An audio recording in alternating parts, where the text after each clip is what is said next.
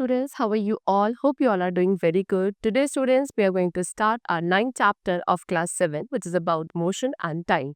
Okay, let's start the chapter. All living things move for various purposes. Similarly, non-living things also move for various purposes. Some of them move by their will, while some move naturally. Student, what they're saying कि बहुत सारी, in fact सभी living things ऐसी हैं जो different purposes के लिए, different objectives के लिए मूव करती हैं. इसी तरीके से कुछ नॉन लिविंग थिंग्स भी हैं जो मूव करती हैं एंड वो अपने अपने डिफरेंट पर्पसेस के लिए ही मूव करती हैं. अब कुछ नॉन लिविंग थिंग ऐसी है जो कि नेचुरली मूव करती है एंड कुछ उनमें से अपनी विल के अकॉर्डिंग मूव करती हैं. ओके, चलो. So first of all we are having the topic motion. A body is said to be in motion whenever it changes its position with respect to its surrounding. एक body को तब motion में कहा जाता है जब वो बॉडी की जो पोजीशन है वो अपने सराउंडिंग के कंपैरिजन में चेंज हो जाती है. Okay, the famous scientist Albert Einstein once said nothing in the universe can be at absolute rest. एक famous scientist, I hope you all have heard his name, that is Albert Einstein. So what he said once that nothing in the universe, पूरे universe में से कोई भी चीज नहीं है जो क्या एब्सोल्यूट रेस्ट पे रह सके. ओके, दिस मीन्स व्हाट कि सभी ऑब्जेक्ट्स जो है किसी ना किसी टाइप्स ऑफ मोशन को एग्जीक्यूट करते हैं. By it could be circulatory, translatory, circular, oscillatory, etcetera. Now when object is in motion, अब जब भी कोई एक ऑब्जेक्ट मोशन में होता है वो एक सर्टेन पर्टिकुलर डिस्टेंस को कवर करता है एक पर्टिकुलर इंटरवल ऑफ टाइम में, जिसकी वजह से वहां पे एक कॉन्सेप्ट का डेवलपमेंट होता है, that is speed. Okay, so you have learned about different kinds of motion in class 6. Answer the questions and recall the concepts you have learned. So हमने जैसे कि क्लास 6 में different types of motion को discuss किया था, अब हम उसी को थोड़ा सा डिटेल में डिस्कस करेंगे. And now we are having the topic time. Time क्या है? टाइम एक फंडामेंटल क्वांटिटी है जिसको हम अपनी डेली लाइफ में and for various scientific purposes के लिए यूज करते हैं. सो एल्बर्ट आइंस्टाइन ने टाइम को कैसे डिफाइन किया था कि time is what a clock reads. Time क्या है? जो एक क्लॉक रीड करती है वही टाइम होता है. एक क्लॉक क्या हो सकती है? Clock can be anything that repeat itself with the passage of time. ठीक है, क्लॉक कुछ भी चीज, कोई भी ऐसी चीज जो खुद को रिपीट करते एक पर्टिकुलर पैसेज ऑफ टाइम के बाद, उसे आप क्लॉक कहते हैं. हमारे जो एंसेस्टर्स थे वो टाइम को कैसे मेजर करते थे? जो स्टार्स, जो अर्थ, इनके मोशन को नोटिस करके टाइम को मेजर किया जाता था by the ancestors. Now measurement of time, time को कैसे मेजर करता है? सो इन अर्ली डेज, पहले टाइम पे जो पीपल थे, they used to use natural events का यूज किया जाता था पहले टाइम पर, जो कि रिपीटेडली, मतलब एक रेगुलर बेसिस पे खुद को रिपीट करते थे टाइम इंटरवल्स को काउंट करने के लिए. उन नेचुरल इवेंट्स के थ्रू टाइम को मेजर किया जाता था. Ancestors found that the sun rises every day in the morning. Ancestors ने क्या चीज को डेवलप किया था? दे डेवलप की जो सन है वो मॉर्निंग में राइज होते हैं एंड इवनिंग में सेट हो जाते हैं. एंड ये जो टाइम इंटरवल है one sunrise and next sunrise के बीच का, इसको वन डे कंसिडर किया जाता था. ओके, एंड जो टाइम इंटरवल होता था फुल मून डे से दूसरे फुल मून डे तक, उसको हम मंथ कंसिडर करते थे. And often we need to measure intervals of time which are much shorter than a. So another commonly used device in the early time was an hourglass. फिर पहले time पे एक और डिवाइस है जिसके through time को major किया जाता था, that was hourglass. ओके, जिसको हम सैंड क्लॉक भी कहते हैं. एंड ये किस पे बेस्ड है? ये एक प्रिंसिपल पे बेस्ड है कि all the sand from upper chamber falls into the lower chamber through a टिनी opening in 1 hour. ये क्या किस प्रिंसिपल पे काम करता था कि जितनी भी सैंड इसमें ऊपर वाले चैम्बर पे होती थी वो नीचे वाली चैम्बर पे क्या फॉल करती थी एक छोटी सी ओपनिंग के थ्रू विद इन 1 hour. यानी कि जब वो सारी ऊपर की सैंड नीचे आ जाएगी, दैट मीन्स वहाँ पे 1 hour का टाइम पीरियड फिनिश हो चुका है. ठीक है, एंड इसको ओरिजिनली जो यूज किया गया था that was used by the Romans. Then often we need to measure intervals of time which are much shorter than a day. फिर उसके बाद हमको क्या बहुत बार क्या कुछ ऐसे टाइम इंटरवल्स को भी मेजर करना पड़ता है जो कि एक डे टाइम पीरियड से बहुत शॉर्ट होते हैं. ठीक है, सो क्लॉक एंड वॉचेस ये आपके most common time measuring device है जिसको आज हम यूज करके बहुत शॉर्ट टाइम पीरियड को भी मेजर कर सकते हैं. मॉडर्न क्लॉक, जैसे कि मॉडर्न एज आई तो पेंडुलम क्लॉक्स उसके बाद एग्जिस्टेंस में आई. ठीक है, चलो next is sundial. What is sundial? The first device, सबसे पहली डिवाइस जो टाइम को मेजर करने के लिए बनाई गई, दैट वाज सनडाइल. एंड किस फैक्ट पर डिपेंडेंट थी कि जो पोजिशनल लेंथ है शेडो की which is cast by an object, वो टाइम के साथ चेंज होती है ड्यूरिंग द डे. एक सिंपल सनडाइल के अंदर एक हॉरिजॉन्टल सर्कुलर बोर्ड होता है जिसमें एक ट्रायंगुलर प्लेट होती है मेटल की जिसको उसके ऊपर वर्टिकली प्लेस किया जाता है. ये प्लेट जो है ये along the north south direction रखी जाती है एंड प्लेट अपनी शेडो को कास्ट करती है ऑन दी बोर्ड। फिर ये जो एज होती है शेडो की वो एक डिफरेंट एंगल पे फॉल करती है during different times of the day and जो शेडो की पोजीशन होगी उसको यूटिलाइज किया जाता था to mark the time of the day. Next came sand clock. Sand clock what is it? इसके अंदर दो राउंडेड ग्लास बल्ब थे जिसको एक नैरो नेक ऑफ ग्लास के थ्रू क्या कनेक्ट किया गया था। You can see in the picture this is sand clock. ये किस प्रिंसिपल पे काम करते था कि जितनी भी सैंड है from the upper glass chamber वो लोअर ग्लास चैम्बर में फॉल करेगी with in a fix period of time and ये जो फिक्स पीरियड ऑफ टाइम था यही क्या बन गया, यूनिट बन गया जिसमें हम टाइम को मेजर करने लगे। Next is water clock. ये भी एक इंस्ट्रूमेंट है वाटर क्लॉक जिसको डिफरेंट पार्ट्स ऑफ वर्ल्ड में यूज किया जाता है to measure the time. Okay, ये किस प्रिंसिपल पे काम करता है? ये काम करता है रेगुलेटेड फ्लो ऑफ वाटर के प्रिंसिपल पे। जो टाइम लिया जाता है कंटेनर के थ्रू क्या करने के लिए, टू एम्प्टी अप, उसे खाली करने में टू डिफरेंट लेवल, ये एक मेजर था। लेकिन इसमें भी कुछ क्या थे, अपने ड्रॉबैक्स थे।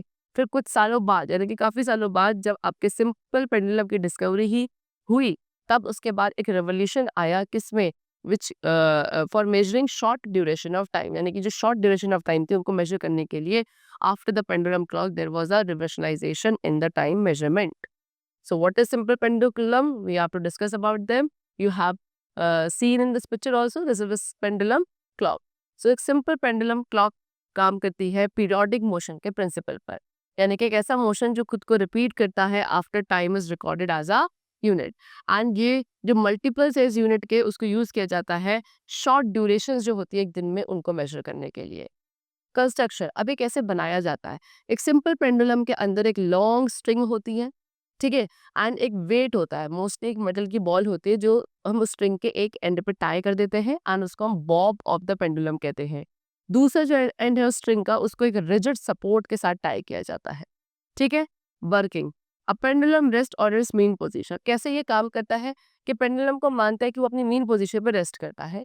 जैसे आप उसको थोड़ा सा पुश करते हो वो क्या अपनी एक एक्सट्रीम पोजीशन तक जाता है, फिर उसके बाद वो वापस अपनी मीन पोजीशन पे आता है, फिर वो दूसरी अपनी एक्सट्रीम पोजीशन पे जाता है एंड देन वापस अपनी मीन पोजीशन पे आता है।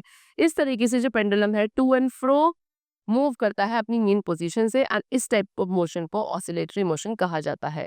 You can see in this picture ये एक रिजिड सपोर्ट है जिससे हमने एक स्ट्रिंग को टाई किया है, इसके एंड पे यहाँ पे हमने बॉब को टाई कर दिया और दूसरा एंड इस रिजिड सपोर्ट के साथ टाई किया गया है।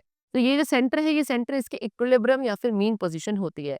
आप इसको जब हल्का सा पुश करेंगे तो ये यहाँ से अपनी एक्सट्रीम पोजीशन से अपनी एक सॉरी अपनी मीन पोजीशन से एक एक्सट्रीम पोजीशन पे जाएगी, वापस ये अपनी मीन पोजीशन पाएगा, फिर ये अपने एक्सट्रीम पोजीशन पे जाएगा एंड वापस अपनी मीन पोजीशन पे जाएगा।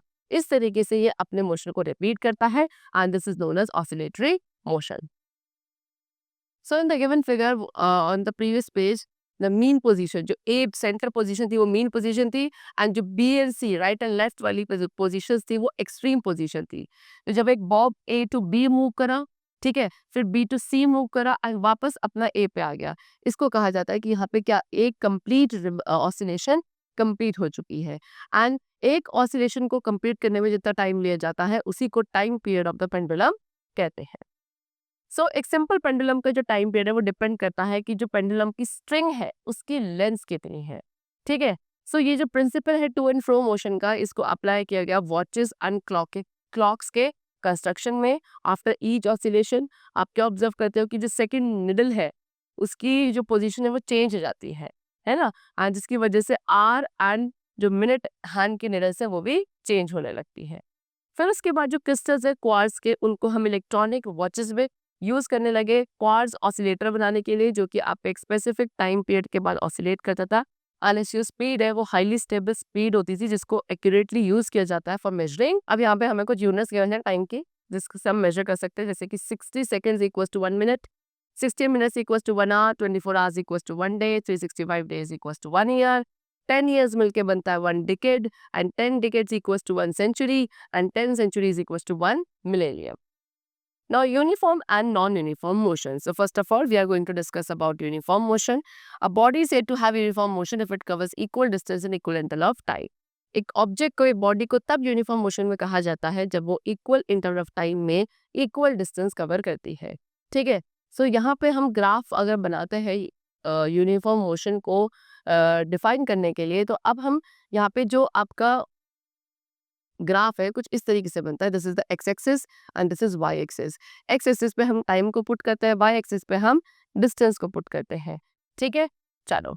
एंड इस ग्राफ के थ्रू आप क्या देखोगे कि जो एक ऑब्जेक्ट का मोशन है, यूनिफॉर्म मोशन जो है, वो हमेशा एक स्ट्रेट लाइन बनकर आता है. ठीक है, because there are hurdles of traffic on road condition. You might have experienced during journeying that for a while her vehicle may move faster when there is traffic and the road is smooth, but at the number of times it may not be so. आपने देखा होगा कि जब आप road पर travel करते हो तो अगर वहाँ पे बहुत ज़्यादा ट्रैफिक वगैरह है तो आपकी स्पीड स्लो हो जाती है. आने का कोई ट्रैफिक या हर्डल नहीं है, रोड बहुत स्मूथ है, तो आपकी स्पीड इंक्रीज हो जाती है. लेकिन ऐसा हमेशा नहीं होता है. सो आप क्या कंसिडर कर सकते हैं कि कार ने 30 किलोमीटर डिस्टेंस कवर किया 1 आवर में, फिर 20 किलोमीटर का डिस्टेंस किया अनदर आवर एंड 40 किलोमीटर का डिस्टेंस किया अनदर नेक्स्ट आवर में. ठीक है, यानी कि 3 घंटे की जर्नी में उन्होंने डिफरेंट डिफरेंट डिस्टेंस ट्रैवल किए due to the hurdles and the kind of road. Okay, so यहाँ पे क्या शो किया जा रहा है कि जो कार है वो एक कांस्टेंट स्पीड के साथ मूव नहीं कर रही है. ठीक है, जैसे कि पहले उसने क्या, पहले घंटे में 30 किलोमीटर का डिस्टेंस कवर किया, फिर दूसरे घंटे में 20 किलोमीटर, फिर तीसरे घंटे में 40 किलोमीटर. सो हर आवर में, हर एक इंटरवल ऑफ टाइम में जो डिस्टेंस है वो अनइक्वल होता जा रहा है. And this type of motion is called non uniform motion. See, now they have told you about non uniform motion. So when a body covers equal distance in equal interval of time, the body is said to be this is wrong, it should be unequal. Okay, so जब एक body unequal distance cover करती है equal interval of time में, then the object is said to be non uniform motion. तो जो ऊपर data आपको given है वो क्लियरली क्या शो कर रहा है कि जो कार है वो अनइक्वल डिस्टेंस कवर कर रही है इक्वल टाइम पीरियड में. ठीक है, तो दैट मीन्स यहाँ पे कार को हम नॉन यूनिफॉर्म मोशन में कंसिडर करेंगे. चलो, now the graph for the non uniform motion is not a straight line. एक चीज और ध्यान रखनी है कि जो हमारा ग्राफ बनता है नॉन यूनिफॉर्म मोशन ऑब्जेक्ट के लिए, वो कैसा स्ट्रेट लाइन नहीं होता है. Now, next topic we come to speed. Speed is what? Speed is defined as the ratio of the total distance traveled by a body to the total time taken to do so. Speed एक ratio है कि एक object ने एक particular time period के अंदर कितना total distance cover किया है, उसका जो रेशियो होता है उसको हम स्पीड कहते हैं. ठीक है, इसको आप डिस्टेंस ट्रैवल यूनिट टाइम भी कह सकते हैं. एंड जो स्पीड की यूनिट होती है, ऐसा यूनिट होती है that is metre per second. यानी कि अगर एक ऑब्जेक्ट फास्टर मूव कर रहा है, यानी कि वो 1 यूनिट टाइम में ज्यादा डिस्टेंस कवर कर रहा है as compare to the object which moves slower.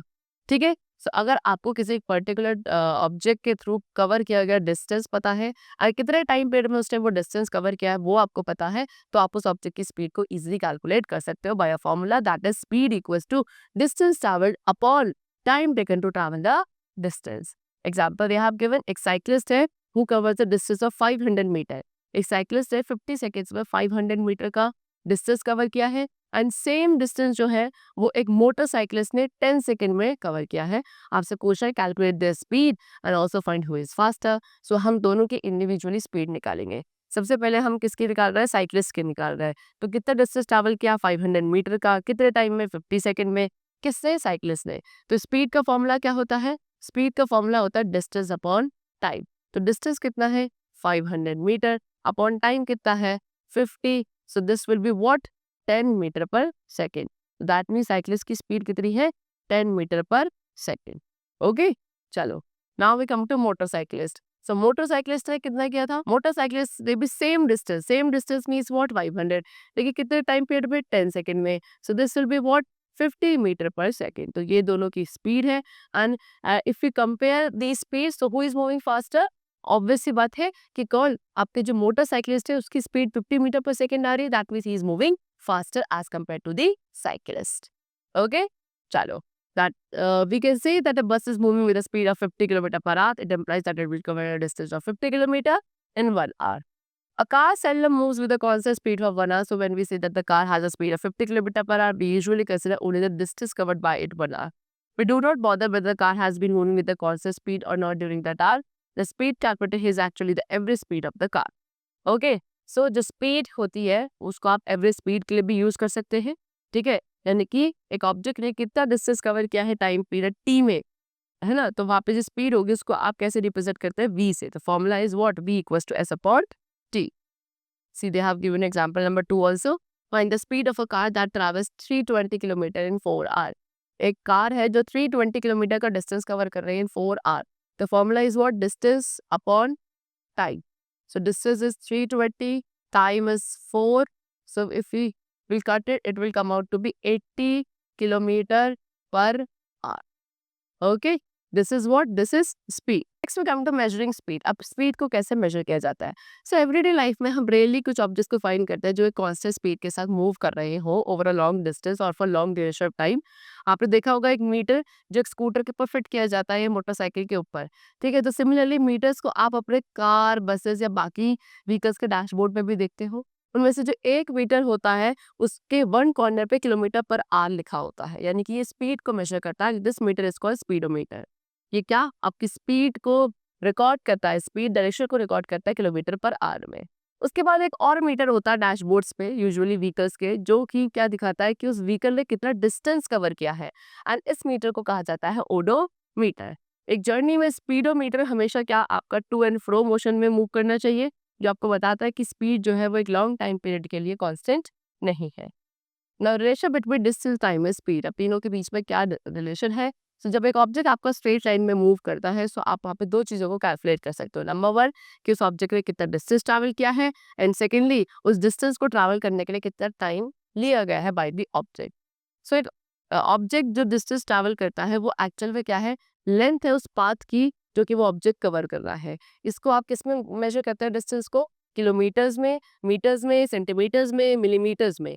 लेकिन बेसिकली जो ऐसा यूनिट है डिस्टेंस की दैट इज मीटर, है ना. एंड ओडोमीटर क्या है? ओडोमीटर वो डिवाइस है जिसके थ्रू आप एक ऑब्जेक्ट के थ्रू या व्हीकल के थ्रू कवर किए गए डिस्टेंस को रिकॉर्ड करते हैं.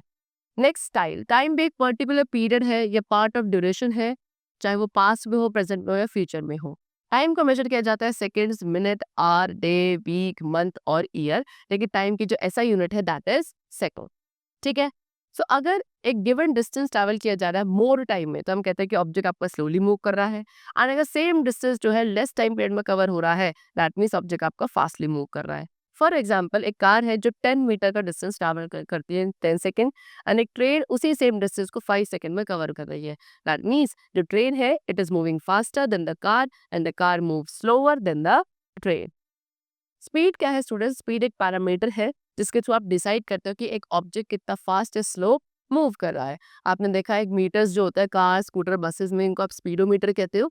तो स्पीडोमीटर एक इंडिकेशन प्रोवाइड करता है स्पीड के बारे में जिस स्पीड के साथ एक ऑब्जेक्ट मूव कर रहा है. तो स्पीड को डिफाइन किया जाता है as a distance travelled per unit time. Formula I told you distance upon time होता है. लेकिन आप इसी फॉर्मूले को मॉडिफाई कर सकते हैं to find the distance and time also. अगर आपके पास क्या स्पीड एंड टाइम गिवन है तो डिस्टेंस निकाला जा सकता है बाय स्पीड इनटू टाइम. और अगर डिस्टेंस और स्पीड गिवन है तो टाइम निकाल सकता है डिस्टेंस अपॉन स्पीड करके. ओके, चलो. सो आपने अभी आपको मैंने सिंबल्स बताए सभी यूनिट्स के. हम यूजुअली सभी सिंबल्स जो होता है यूनिट्स के उनको सिंगुलर नंबर में लिखते हैं. फॉर एग्जाम्पल हम 100 किलोमीटर लिखेंगे ना कि 100 किलोमीटर्स लिखते हैं.